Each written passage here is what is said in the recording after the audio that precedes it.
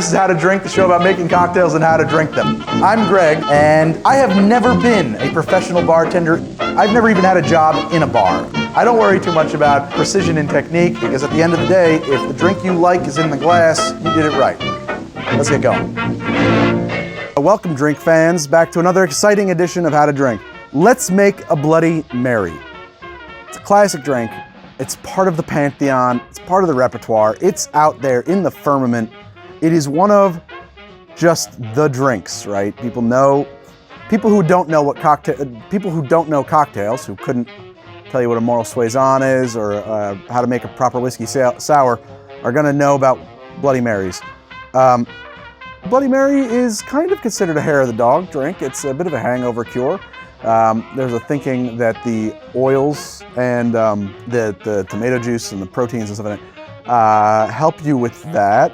I don't know if that's true. Of course, I have to make a Bloody Mary to wash the taste out of my mouth from that horrible red eye. Bloody Mary is actually probably an older drink than you think. It was probably called Timoshenko when it was popular on the Lower East Side by New York's Italian community. Some people say that the Red Snapper from Harry's Bar in Paris evolves into the Bloody Mary, but the Red Snapper, it's made with gin, it's a different drink. I am not much of a vodka drinker, as you may have noticed, and the Bloody Mary is a place where I have numerous times attempted to swap the vodka for gin. That doesn't work. I find that to be absolutely disgusting. I don't know why. It seems crazy. It seems to me that like, well, that should work, that should be okay. No, not for me, maybe for you, but for me, that is a disaster. Anyway, that's really all there is to say about this girl, about this fella, about this old ship, the Bloody Mary. Named, of course, for Mary, Queen of Scots, whose reign of terror was just bad news for Protestants in England. Her sister threw her in a tower, and eventually I think she cut her head off for plotting against her. What else about Mary, Queen of Scots? Oh yeah, you ever do that thing where you look in the mirror and say Bloody Mary 3 times? It works. We're gonna make this in a shaker. You could build this in the glass. I'm gonna give it a shake. That's just sort of my style. Really, there's nothing wrong with building this drink in the glass. It's just my preferred method for doing this.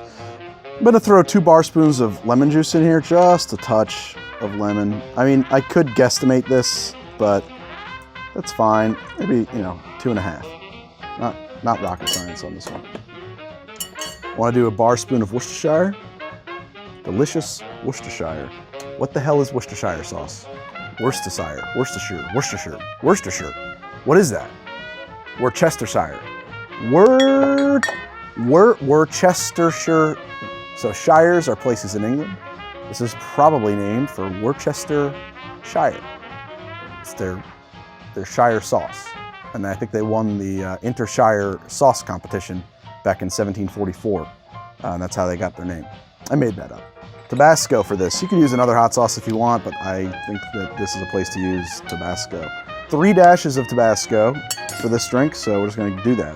1, 2, 3. What the heck? I like a little more. I'm gonna do 4, 5. 4, 5. Woo! Tabasco to taste. I like it a little something extra for daddy. 2 ounces of vodka. Which vodka am I using? It doesn't matter. Go ahead. Tell me what you think about vodka. Tell me in the comments. Tell me you're using the wrong vodka. You're using fancy vodka. You should be using crap vodka, or you should be using this vodka, or that vodka, or Russian Standard, or Smirnoff, or Kettle One, or Tito's.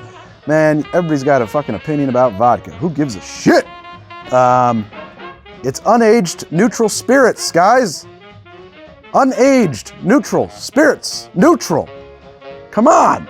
Come on. 4 ounces of tomato juice into my shaker. I will top this drink off with a little extra to fill the glass, but I want some in there to emulsify and froth when we shake it. Horseradish. We need a little horseradish. We don't want horseradish sauce. I like just about, this is like not a great measurement, about that much. About that much. See my finger for scale. That is a word I can't say. Horseradish. Horseradish. Horseradish. It just makes me sound drunk. You guys remember that bit that Dana Carvey did in the 90s about the judicial system? How you can't talk about the judicial system without sounding drunk? Anyway, that's a stand-up bit that I remember from when I was a kid. He also talked a lot about chopping broccoli. Chopping broccoli!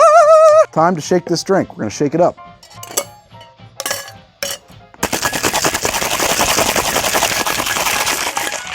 And ready to serve. A lot of times this will be served in a pint glass. Frankly, I feel like to make this drink with a 2-ounce base of vodka, a pint glass is just gonna be too much dilution. We're gonna put my ice cube in there and strain this bad girl, boy.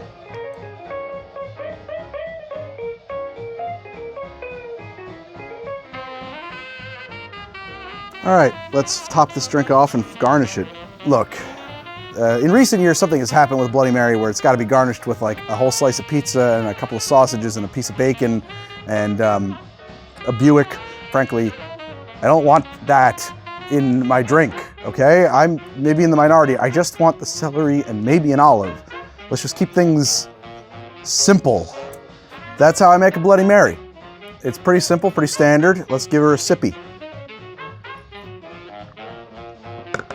Okay. That's not bad. I like that in the morning. You get a nice kick from the horseradish. You get a nice kick from the horse feathers. My grandmother's always talking about horse feathers. You get a nice kick from the horseradish and Tabasco combined, right? And so it's morning. You're a little bleary, been out a little too late the night before. That'll wake you up. Boom! A little better than coffee. Horse feathers, my grandmother would say as an expression. She would also say cheese and crackers. Cheese and crackers, Gregory. And that's because she was a burley-cue dancer in the burley. And they would do a lot of comedy bits. They couldn't use expressions like Jesus Christ or horse, so they would say horse feathers or cheese and crackers. You can build this drink in the glass. You could serve it without ice over crushed ice on an ice spear. You could do it tall, small, any which way you want. This is the way I'm gonna do it. This is the way I do it when I do it, which isn't that often to be honest. But we made a Bloody Mary today with 2 ounces of vodka, a little lemon juice, some horseradish, some Tabasco, some tomato juice, and you shake it up and you serve it in and I like a double rocks. You know, this is like a 16-ounce double rocks glass, so it holds a lot of stuff. Ooh, I really like that kick, man. Boom. Really, right there. I have actually a little sinus thing going on. It's clearing things out for me. It's a big help. I can breathe. You can check me out on Instagram at How to Drink. You can check me out on Twitter at How to Drink. You can check me out on Reddit at, I think I'm This Is How to Drink, I forgot. I have thisishowtodrink.com. If you like the stuff I use on the show, I list it in a little gear section at thisishowtodrink.com. You can go over to thisishowtodrink.com/gear and check out the stuff I use. You can buy it and I get a little piece of that thanks to Amazon affiliate links. And that's great. That really keeps the lights on around here. So thank you. Thank you, people with money, for spending your money where I tell you to. Hey, I've got a Patreon. It's up there. You can check that out. And if you do, I'd appreciate that. We keep some behind-the-scenes stuff there, sneak peeks. You know, that's where I take my shirt off. It's not where I take my shirt off. If you go over there and pay money to see me take my shirt off, you'll be sorely disappointed. It's where I take my pants off. So thanks for watching. I will see you guys next week with another cocktail. Cheers. Did you see what just happened? This garnish blocked me. It mouth blocked me.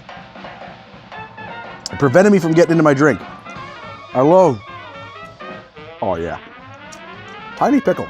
I like a tiny pickle.